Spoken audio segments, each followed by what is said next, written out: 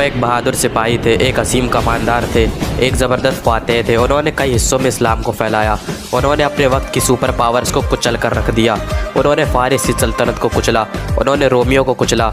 उन्होंने अपनी पूरी ज़िंदगी में एक भी जंग नहीं हारी। अपनी पूरी ज़िंदगी में 200 से भी ज़्यादा जंगें लड़ने के बावजूद एक भी जंग न हारने वाले इस बहादुर कमांडर का नाम हज़रत खालिद बिन वलीद था।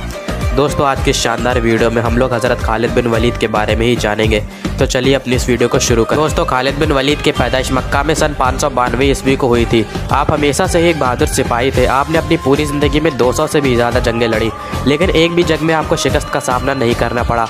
आपने अपने वक्त की ताकतवर सल्तनतों की जड़ें हिलाकर रख दी थी। लेकिन दोस्तों, खालिद बिन वलीद ने इस्लाम कबूल करने से पहले मुसलमानों के खिलाफ भी कई जंगें लड़ी थी। जंग अहद, जिसमें प्यारे नबी के 4 दास शहीद हो गए थे, उस जंग में काफिरों की कमान हज़रत खालिद बिन वलीद संभाले हुए थे। दोस्तों, जैसा कि मैंने बताया कि हज़रत खालिद बिन वलीद इस्लाम कबूल करने से पहले काफिर थे और उन्होंने कई सारी जंगें मुसलमानों के खिलाफ लड़ी थी। हज़रत खालिद बिन वलीद बड़ी परेशानी में रहते थे। इनकी परेशानी की वजह यह थी कि मुसलमानों की बढ़ती हुई ताकत। वो सोचते थे कि जब भी काफिरों ने मुसलमानों को ललकारा है तो हर बार अपने बेहतरीन जंगी हथियारों के साथ काफिरों को मुँह की खानी पड़ी है। आप सोचते रहते थे कि आप मुसलमानों के साथ सच में कोई ताकत मौजूद है और क्या सच में मोहम्मद सल्लल्लाहु ताला अलैहि वसल्लम अल्लाह के रसूल हैं। आप इन्हीं सोच में डूबे रहते थे कि तभी आपको आपके भाई का खत मिला, जिसमें लिखा था कि ए खालिद, मोहम्मद सल्लल्लाहु ताला अलैहि वसल्लम ने मुझसे आपके बारे में पूछा है कि खालिद कहाँ है। मैं चाहता हूँ कि आप इस अंधेरी दुनिया से निकलकर इस्लाम की रोशनी में आ जाएं।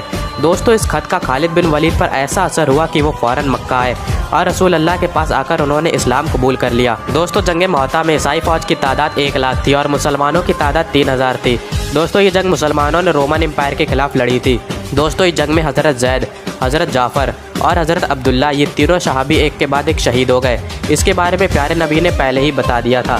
तब आगे बढ़कर फ़ौज की कमान हज़रत खालिद बिन वलीद ने संभाली और दुश्मनों के दांत खट्टे कर दिए। और दोस्तों, इसी जंग के बाद हुजूर ने हज़रत खालिद बिन वलीद को सैफुल्लाह यानी अल्लाह की तलवार का खिताब दिया था। दोस्तों, इसके बाद हज़रत खालिद बिन वलीद ने मुसलमानों के लिए कई जंगें लड़ी और मैदान जंग में ऐसे ऐसे कारनामे कर दिखाए जो तारीख बन गए। आज तक ऐसा कोई भी कमांडर नहीं हुआ जिसने अपनी ज़िंदगी में एक भी जंग न हारी हो, लेकिन हज़रत खालिद बिन वलीद इकलौते ऐसे इंसान थे जिन्होंने अपनी ज़िंदगी में एक भी जंग नहीं हारी। उन्होंने इराक को जीता, उन्होंने ईरान को जीता, उन्होंने सीरिया को जीता, उन्होंने आर्मेनिया को जीता, उन्होंने जॉर्डन को जीता और कई सारी जीत हासिल की। दोस्तों, छोटी सी फ़ौज होने के बाद भी हज़रत खालिद बिन वलीद ने बड़ी बड़ी फ़ौजों को शिकस्त दी।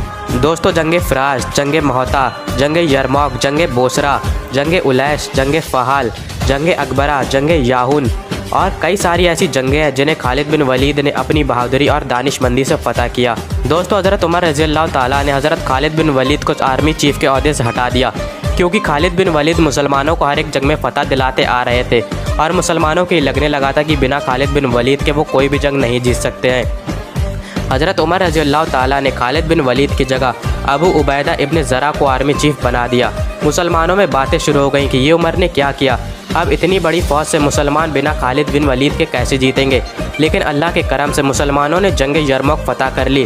फिर हज़रत उमर मस्जिद नबवी में खुतबा देने के लिए आए और बोले, खुदा के लिए मैं तुम में से यही चीज़ तो ख़त्म करना चाहता था कि मुसलमानों की फ़तह खालिद की वजह से नहीं बल्कि रब खालिद की वजह से हुई है। कल खालिद नहीं रहेगा तो तुम क्या समझते हो, इस्लाम ख़त्म हो जाएगा? नहीं, इस्लाम को तो हमेशा रहना है। दोस्तों, अपने आखिरी वक्त में हज़रत खालिद बिन वलीद बीमारी की वजह से बिस्तर पर आ गए थे। खालिद बिन वलीद की ख्वाहिश थी कि उन्हें शहादत की मौत नसीब हो। खालिद बिन वलीद के जिस्म पर ऐसा कोई भी हिस्सा मौजूद नहीं था जहाँ पर तलवारों और तीरों का निशान मौजूद ना हो, लेकिन उन्हें शहादत नसीब नहीं हुई, क्योंकि रसूल अल्लाह ने हज़रत खालिद बिन वलीद को सैफुल्लाह का खिताब दिया था और अल्लाह की तलवार को क्या कोई तोड़ सकता है? नहीं। हज़रत खालिद बिन वलीद ने फरमाया, अगर मौत लिखी ना हो तो मौत खुद ज़िंदगी की हिफाजत करती है और जब मौत मुकद्दर में होती है तो ज़िंदगी खुद जाकर मौत से लिपट जाती है।